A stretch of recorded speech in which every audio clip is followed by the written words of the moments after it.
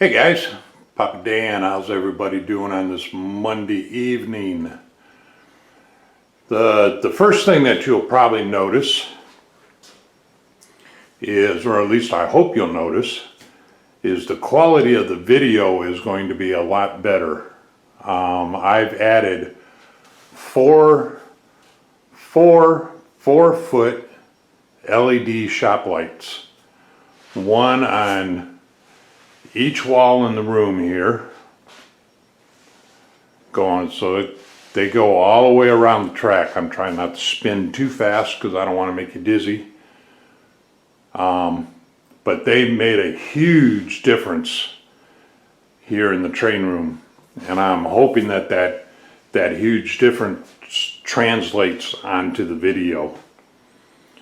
So, but as far as the layout goes, we've got all the mountains covered with not Sculptamold, but a product that I would imagine is close to Sculptamold.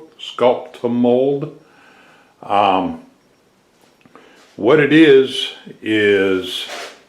and we're going back to Activa again, but it's called Fast Mache. And in the box, it's just a big brick.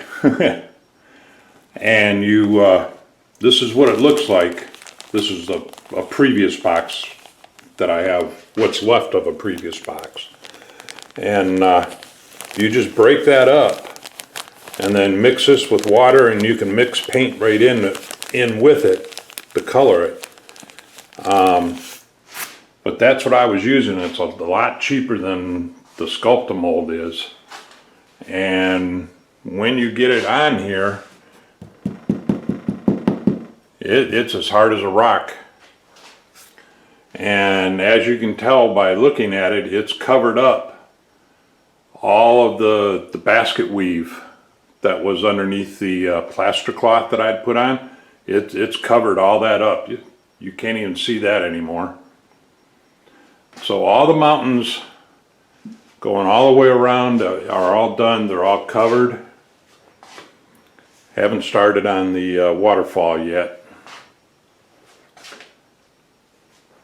And then once we get around this way, you can see that I've got it painted with the base color, and I've got the rocks and the tunnel portals all attached already.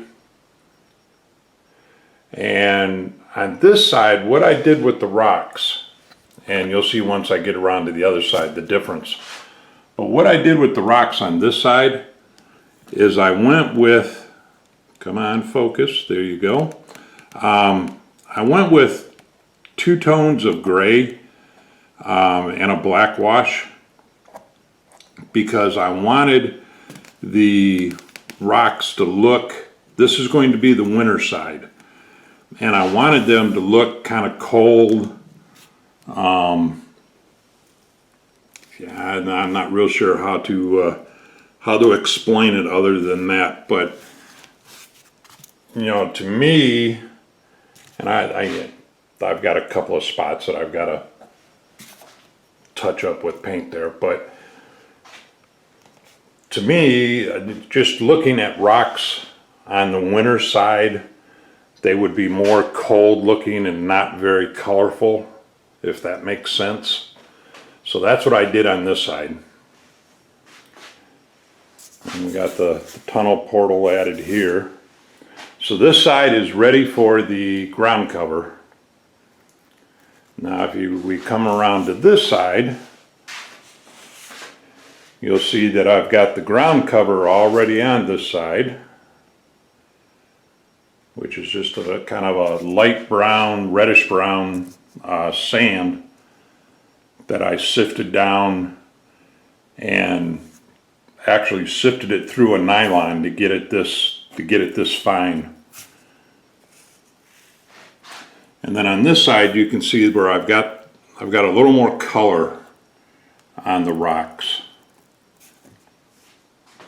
because this is going to be the summer side, and I am going to add some growth to the mountains here. Have some vines growing down off of the rock, or actually growing up the mountainside. Maybe even a few trees, you know, coming up from the rocks or something like that. And I've got the base here is all painted. It's ready to have the ground cover put over it. And we got the tunnel portals down here attached, along with the retaining wall. And I'm real happy with the way this is coming out so far. So that's pretty much what we've got.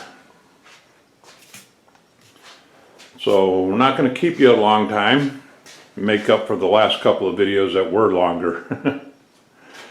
So give you one last look around here. And that side, as you can tell, I'm kind of using as my workbench right now until I get the track laid out.